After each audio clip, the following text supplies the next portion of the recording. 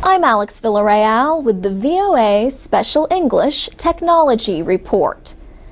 Builders in developing countries are often not required to build strong buildings. So, when a disaster strikes, the damage is often widespread.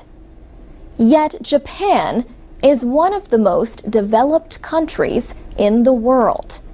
Still, the March 11th earthquake and tsunami waves destroyed more than 14,000 buildings.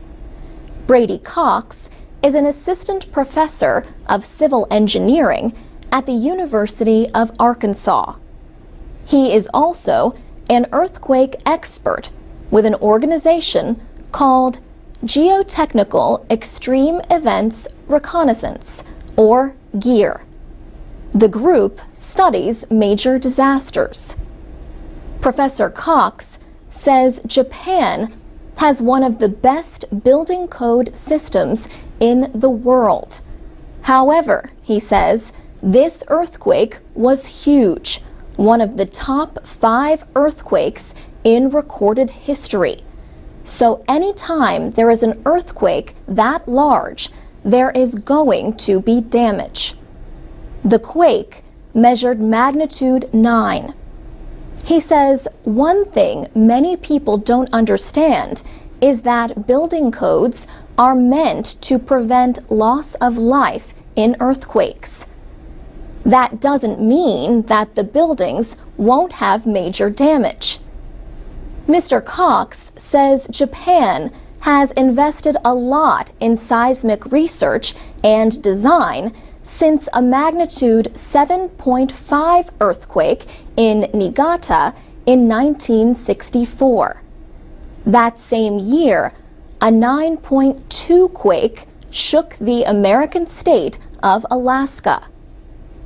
He says those 2 earthquakes opened up a lot of new research on something called soil liquefaction. Soil liquefaction is the process by which the strength or stiffness of soil is weakened by an event like the shaking of an earthquake. The soil begins to move like liquid. Professor Cox says the first step to designing an earthquake-resistant building is to study the soil.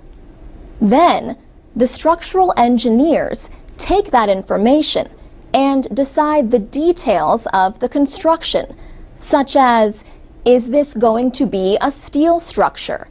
Is it going to be reinforced concrete? How will the framing of the building be designed? A team from Geotechnical Extreme Events Reconnaissance is going to Japan to examine the destruction. Mr. Cox says they will also be working on rebuilding efforts. They want to make sure that schools, hospitals, police and fire stations, and government buildings are rebuilt well.